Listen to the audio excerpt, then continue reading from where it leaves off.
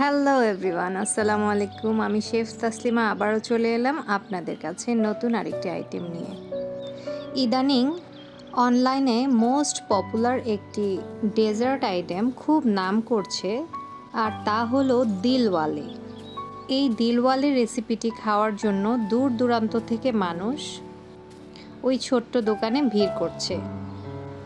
আর যারা অনেক দূর থেকে এই খাবারের রিভিউ পাচ্ছেন কিন্তু টেস্ট করে নেওয়ার খুব ইচ্ছা থাকা সত্ত্বেও টেস্ট করতে পারছেন না, তাদের জন্য আমার আজকের এই রেসিপিটি। প্রথমে আমি একটি ডাব নিয়ে নিলাম। আমি এখানে ডাবের শাঁস, যেটা বেশি ভারীও না এবং পাতলাও না, মাঝারি পর্যায়ের, যেটা ব্লেন্ড করলে পরে একটু ক্রিমি টেক্সচার ক্রিয়েট হবে, সেই ডাবের শাঁসটি কেটে নিয়েছি। এই যে দেখেন, দেখতে ঠিক এরকম হবে। তারপর নিয়ে নিয়েছি 1 কাপ হুইপিং ক্রিম, হুইপড করা, গুঁড়ো দুধ 1 cup, condensed milk 1 cup, heavy cream নিয়েছি। আপনারা এখানে যে কোনো স্টেরিলাইজ ক্রিম ইউজ করতে পারেন, আমি এটা নিয়েছি। আপনারা ডানোটাও ইউজ করতে পারেন। এখানে ডাবের পানিটা। এ পর্যায়ে আমরা চলে যাব এটাকে মেক ওভার করতে। প্রথমে আমরা ব্লেন্ডার জারে নিয়ে নিচ্ছি ডাবের শাঁসগুলো। তারপর দিয়ে দিচ্ছি হুইপড করা হুইপড ক্রিম, এখানে আমি ভিভো ইউজ করেছি। তারপরে দিয়ে দিচ্ছি স্টেরিলাইজ ক্রিমের অর্ধেকটা। তারপর একে একে কনডেন্স মিল্ক, গুঁড়া দুধ এবং ডাবের পানিটার 50% দিয়ে আমরা এটাকে ভালো করে ব্লেন্ড করে নেব।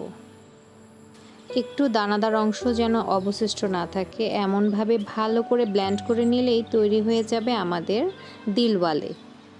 এটা যে কী পরিমাণ ক্রিমি, স্মুদি অ্যান্ড সিল্কি ছিল, তা আপনারা না খেলে কোনোভাবেই বুঝতে পারবেন না। আর তার জন্য অবশ্যই আপনাকে বাসায় একবার হলে ওটাকে ট্রাই করতে হবে। তাই আর দেরি না করে এটি বাসায় এখনই তৈরি করে ফেলুন, আর আমার পেজে এসে রিভিউ দিন এটি খেতে ঠিক কেমন লেগেছে। আমি এখানে পিস্তাশিও কুচি, ড্রাই রোজ লিফ, আলমন্ড, ক্যাশু সব কিছু ভালো করে কুচি করে এটার উপর দিয়ে সার্ভ করেছি। আর এই ধরনের মজার, unique and trendy recipe item জানার জন্য অবশ্যই আমার ফেসবুক চ্যানেলটির লাইক, কমেন্ট এবং ফলো দিয়ে পাশেই থাকবেন। আর যদি ইউটিউব চ্যানেল থেকে দেখে থাকেন, অবশ্যই আমার চ্যানেলটি সাবস্ক্রাইব করবেন। So enough for today.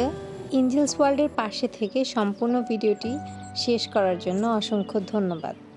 দেখা হবে আবার নতুন কোনো ভিডিওতে, নতুন কোনো আয়োজনে।